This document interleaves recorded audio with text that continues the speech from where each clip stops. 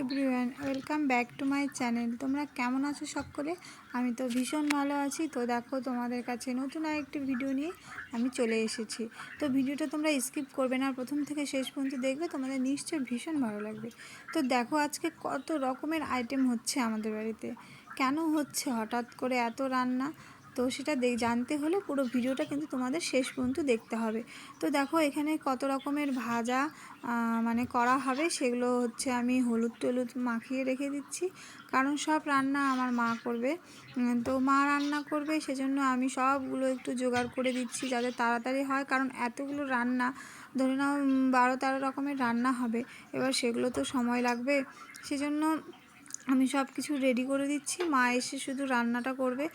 তো তাড়াতাড়ি চলো সব কিছু করে দিই। আর আমি এগুলোতে হলুদ, লবণ আর একটু চিনি দিয়ে, একটু আর লঙ্কার গুঁড়ো দিয়ে সব ভাজাগুলো মেখে রেখে দিচ্ছি, তাহলে তাড়াতাড়ি ভাজাটাও হয়ে যাবে।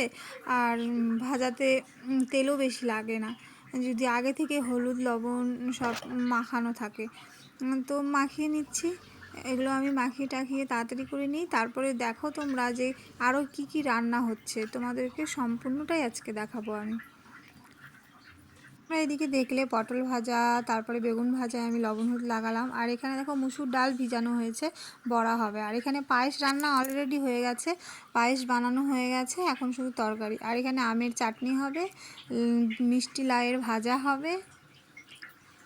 আমি এদিকে ডাল বসিয়ে দিয়েছি, ডাল হয়ে গেছে আমার। আর এখন সম্বরা দিতে হবে ডালটাকে, তাহলে ডাল কমপ্লিট।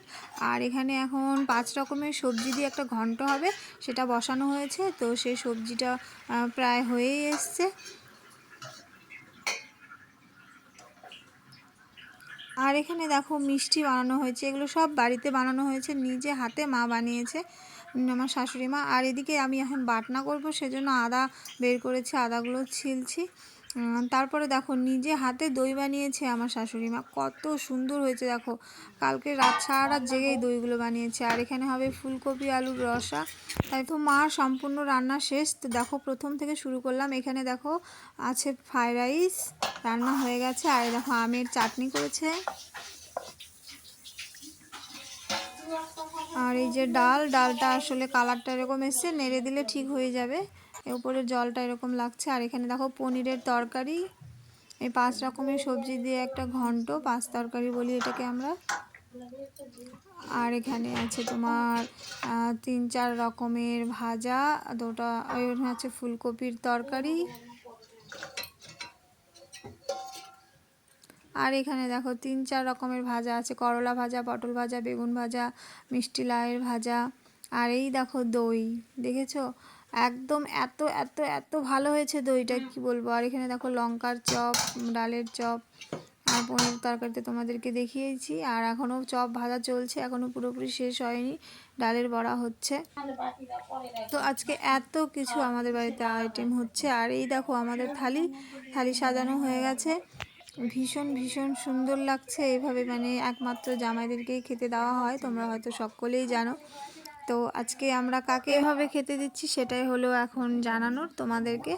তো আসলে তোমাদেরকে বলেই ফেলি এত কিসের জন্য মানে রান্না করা হয়েছে।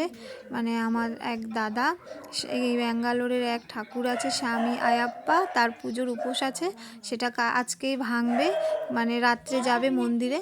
তো তাই আমরা দুপুরে স্বামী আয়াপ্পার নামে দাদাকে সেবা দিচ্ছি, তার জন্যই এত রকমের নিরামিষ আইটেম করে খেতে দিলাম। ভিডিওটা কেমন লাগলো প্লিজ তোমরা জানিও। ভালো থেকো, সুস্থ থেকো।